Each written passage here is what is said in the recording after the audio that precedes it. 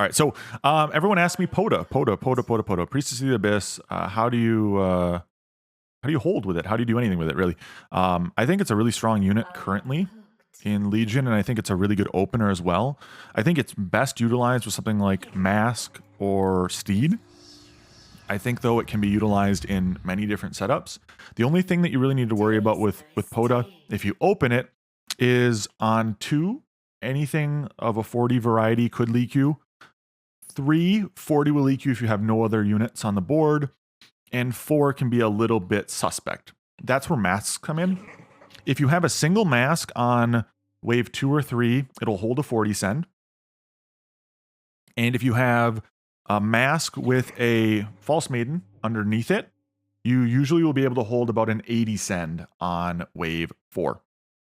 Now, the biggest thing I think for me is that POTA is extremely good at just self-sustaining. And because of that, it allows you to get a lot of push on the early game if you're able to understand the correct split tanking and just have units to support it on its weak waves.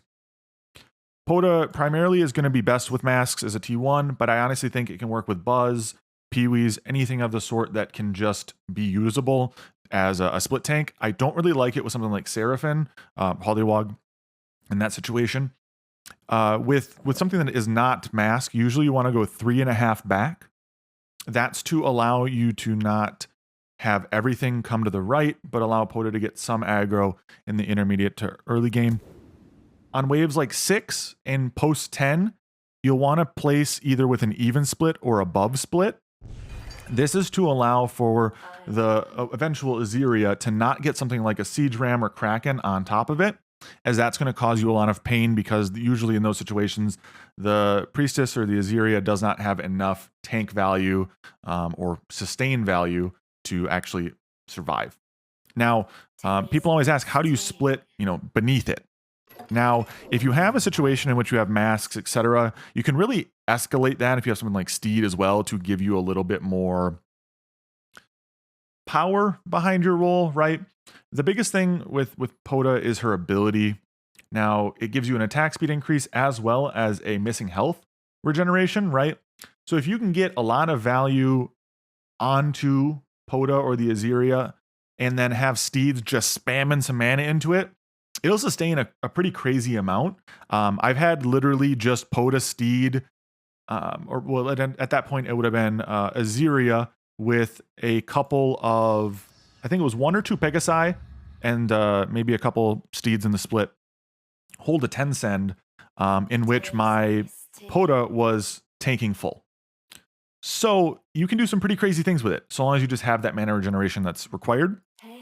Now, much like Zeus or any other type of range unit, you can follow the circular guide here, right? And so if you go 1, 2, 3, 4, 5, 6 back, this should, technically speaking, split tank with Azeria or POTA.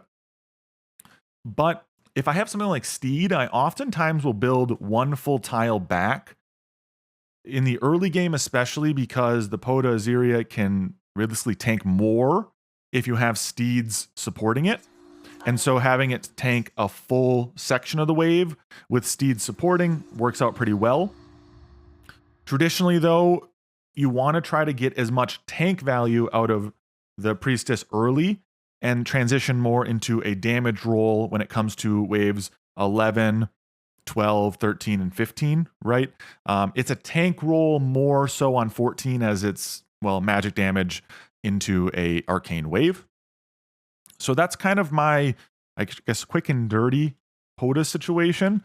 It does also work really well if you can get something like Eternal Wanderers in the split to delay forever. Something along this line, getting a couple T1s in here is seen as usually a pretty solid option. As well as there's also the meme setup where if you go, now my brain's failing me on where it's Nomad. People will also often go something along the lines of Lost Chieftains to buff the POTA Azeria in a late game situation as a meme.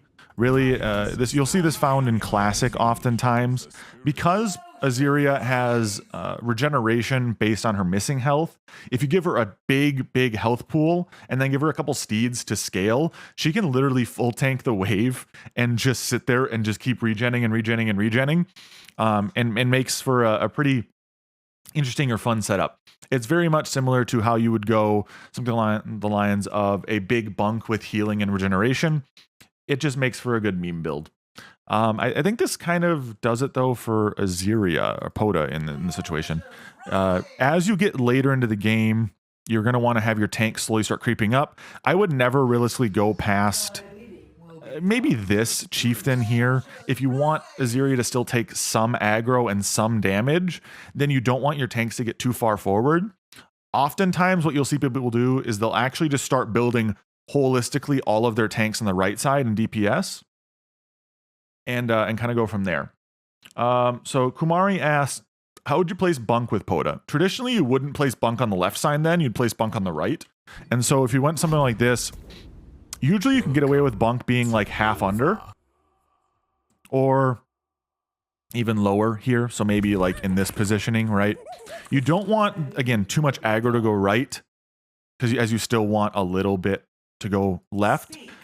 Theoretically, if you were really trying to get good with it, you can look at the range here of POTA, right? So it cuts up right here underneath and touches this corner.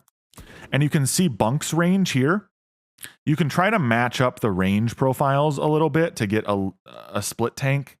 I personally don't like it because it really creates an awkward atmosphere.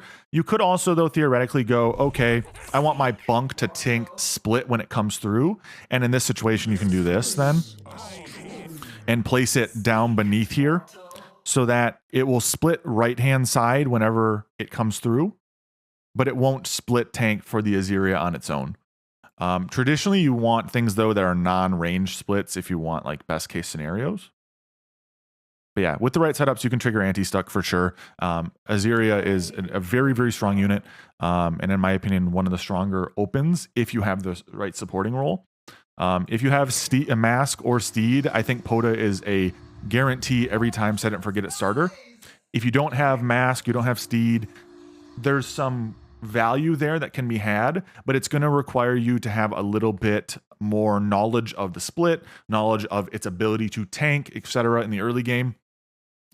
But yeah, I think that's kind of it, at least for the quick and dirty POTA guide. If you guys got questions, feel free to always ask in the comments or hit me up on Twitch. As you can see right now, this is where it's being recorded, judging by the chat. Otherwise, like, subscribe, and I'll catch you guys in the next one.